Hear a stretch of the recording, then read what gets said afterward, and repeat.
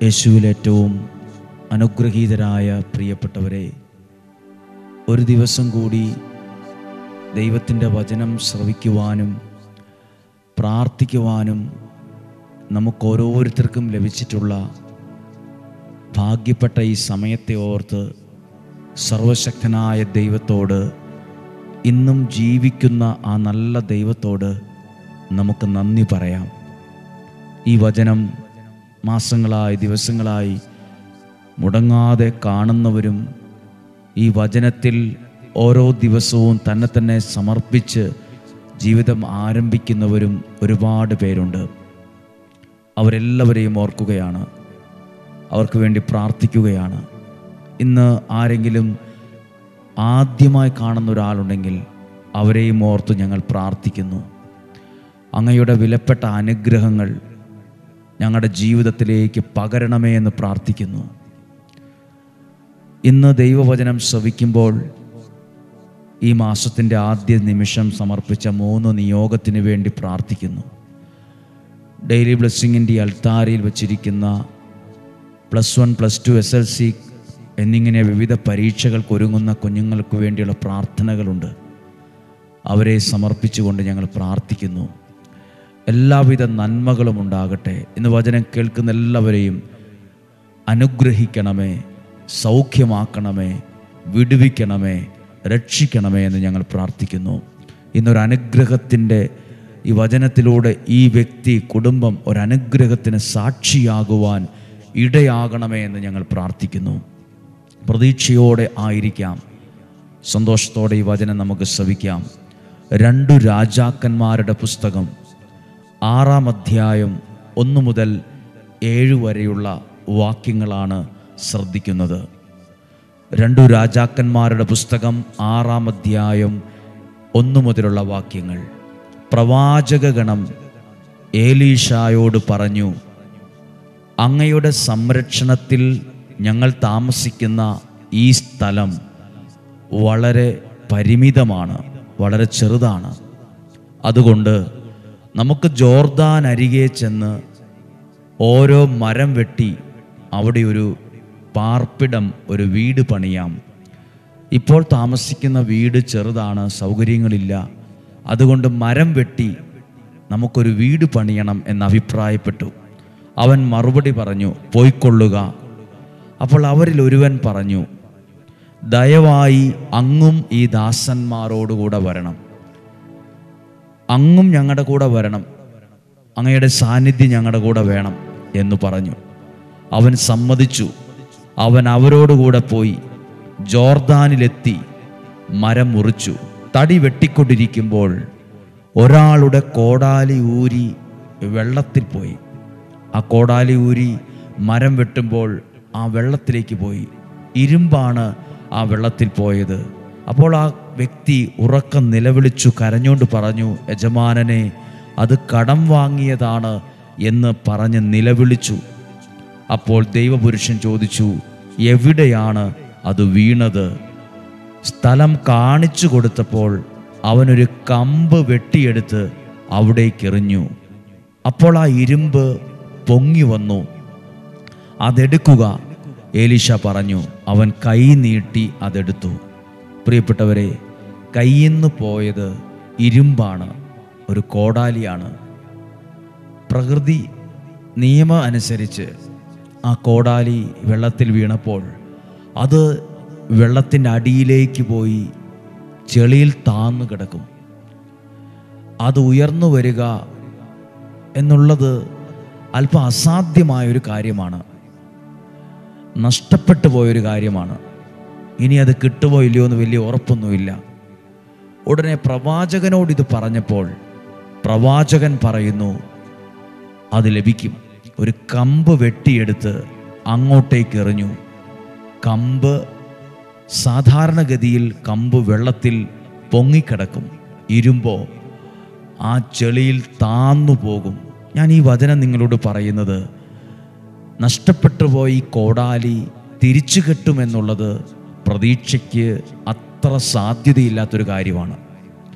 നിങ്ങളുടെ ജീവിതത്തിൽ എന്തെങ്കിലും നഷ്ടപ്പെട്ടു, ഉദ്ദേശിച്ച പോലെ കാര്യങ്ങൾ നടന്നില്ല, എത്താൻ പറ്റിയില്ല, എവിടെയോ പകുതി വഴിക്ക് നിന്നുപോയി. ഇനി അത് ശരിയാകുമെന്ന് തോന്നുന്നില്ല, ഇനി അത് തിരിച്ചു വരുമെന്ന് തോന്നുന്നില്ല, ഇനി അത് കിട്ടുമെന്നൊരു പ്രതീക്ഷയില്ല. ഇതുപോലെ ഏതെങ്കിലും വിഷയത്തിന് വേണ്ടി പ്രാർത്ഥിക്കുന്നുവോ? തികച്ചും പ്രതീക്ഷയ്ക്ക് വലിയ സാധ്യതയില്ലാത്തൊരു കാര്യമാണ്. ചെളിയിൽ താന്നുപോയൊരു കാര്യമാണ്. ചെളിയിൽ താന്നുപോയി. ജീവിതത്തിൽ എവിടെയൊക്കെയോ താന്നുപോയവരുണ്ട്. ഇനി ഉയരാൻ പറ്റാത്ത വിധത്തിൽ താന്നുപോയവരുണ്ട്. സാമ്പത്തികമായി എല്ലാം വളരെയേറെ താന്നുപോയവരുണ്ട്. ഈ കോടാലി ചെളിയിൽ താന്നുപോയതുപോലെ, വെള്ളത്തിൽ താന്നുപോയതുപോലെ ജീവിതത്തിൽ താന്നുപോയവരുണ്ട്. ഇനി ഉയരാൻ പറ്റിയേല എന്ന് ചിന്തിക്കുന്ന സാഹചര്യത്തിൽ ഇന്ന് നിലവിലുള്ളവരുണ്ട്.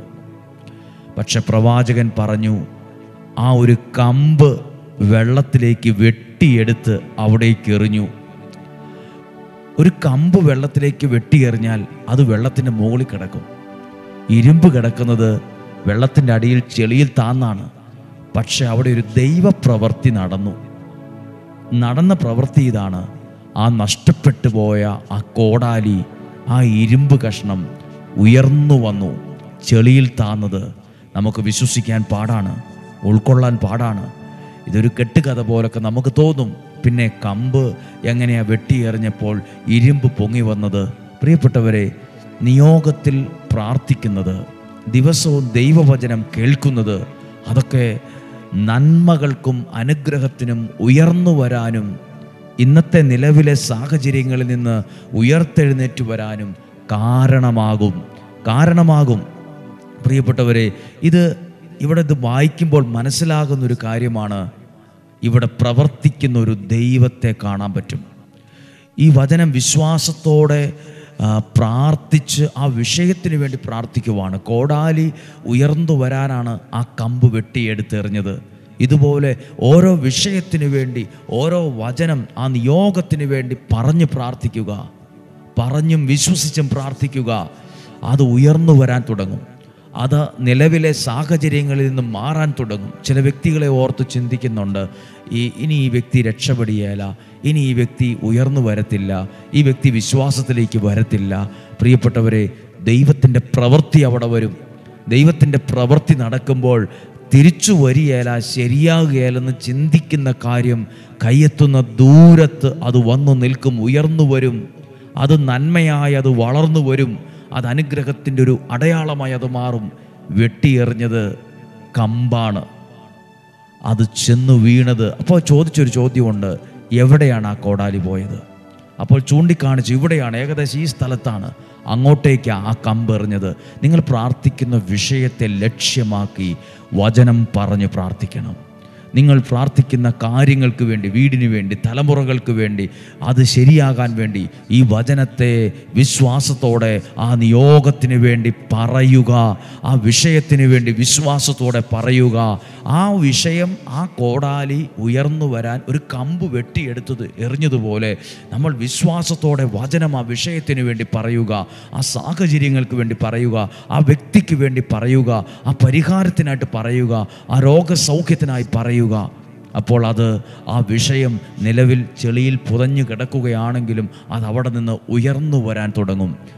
അത് വ്യക്തിയായാലും അതെന്തു കാര്യമായാലും ആ അവസ്ഥയിൽ അത് തുടരുകയില്ല. അത് അവിടെ നിന്ന് ഉയർന്നു വരും. ഇന്ന് പ്രാർത്ഥിക്കാൻ പോവുകയാണ്. ഇന്ന് പ്രാർത്ഥിക്കുമ്പോൾ ദൈവത്തിൻ്റെ അത്ഭുതങ്ങൾ ഇന്ന് നടക്കുവാൻ പ്രാർത്ഥിക്കുക. നിങ്ങളുടെ കുടുംബത്തിനകത്ത് ഇതുപോലെയുള്ള വലിയ കാര്യങ്ങൾ ദൈവം ചെയ്യട്ടെ.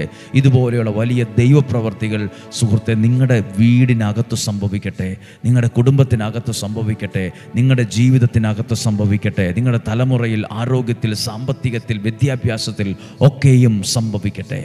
പ്രാർത്ഥിക്കാം.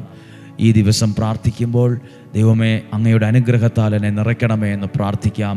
ഈ വ്യാഴം വെള്ളി ദിവസങ്ങൾ നിയോഗ പ്രാർത്ഥനയിൽ അനേകർ വന്ന് പ്രാർത്ഥിക്കുന്നു. കുരിശിൽ എണ്ണയൊഴിച്ചും നിയോഗം എഴുതിയിട്ടും സമർപ്പണം നടത്തി പ്രാർത്ഥിക്കുന്നു. ആഗ്രഹിക്കുന്നവർ വിളിച്ച് ബുക്ക് ചെയ്ത് വ്യാഴാഴ്ച ദിവസങ്ങളിൽ വരിക.